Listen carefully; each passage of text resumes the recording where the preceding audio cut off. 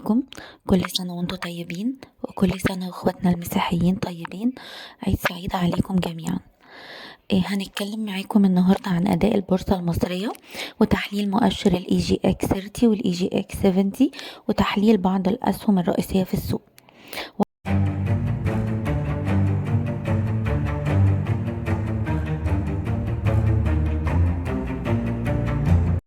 وصل مؤشر ال EGX 30 لأعلى مستوى في جلسات الأسبوع السابق عند 17661. أدنى مستوى وصله 16674 ليغلق عنده مستوى 17671.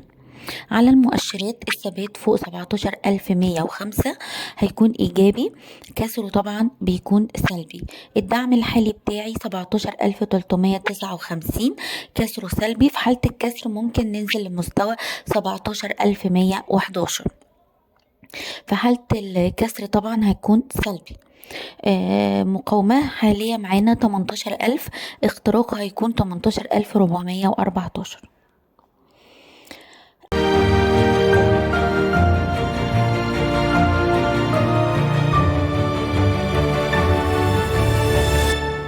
أما مؤشر ال EGX 70 وصل لأعلى مستوى عند 3000، أدنى مستوى وصله 2935 ليغلق عنده مستوى 2969.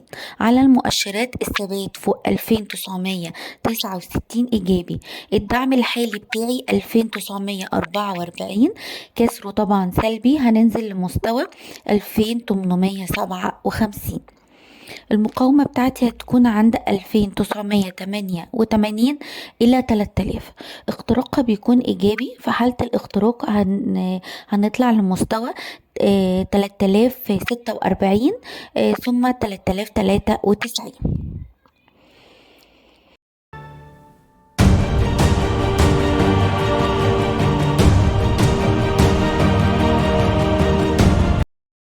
هنتكلم معاكم عن دعوم ومقاومات بعض الأسهم الرئيسية في السوق. سهم زي سهم البنك التجاري، وكان هو السهم الرئيسي في المؤشر في جلسات الأسبوع السابق.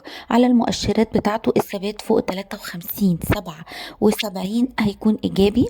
مقاومة حالية 59، اختراقها طبعا إيجابي لهدف 60. دعم حالي 57.64 قرش، كسره بيكون سلبي، هننزل لمستوى 56.24 ثم 45.15. سهم المجموعة المالية هرمس على المؤشرات الثبات فوق 16.64 إيجابي. الدعم الحالي بتاعي 16.72، كسره سلبي، ممكن ننزل لمستوى 15.82 ثم 15.36. مقاومة قادمة عند 17.40 إلى 17.52.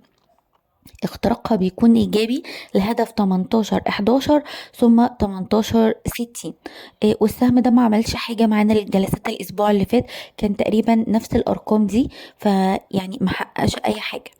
سهم مصر الجديدة، السهم كان طبعا عمل طفرة جامدة في الصعود الأسبوع الماضي. على المؤشرات بتاعه الثبات فوق 9.61 إيجابي. الدعم الحالي بتاعي 9.76، كسره بيكون سلبي، ممكن ننزل لمستوى 9.45 إلى 9.20. مقاومة حالية 10.10 ثم 10.82 ثم 11.97. سهم شيني، السهم على المؤشرات الثبات 4 فوق 4.72 إيجابي. الدعم الحالي بتاعي هيكون 4.96 عفوا 4.69. وطبعا الثبات ثم 4.56 إلى 4.60.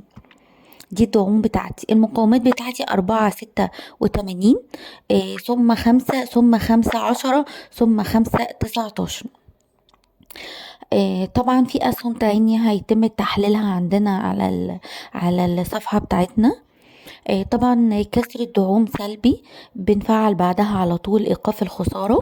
كان معاكم مروة حسين، محلل فني وخبير سوق مال.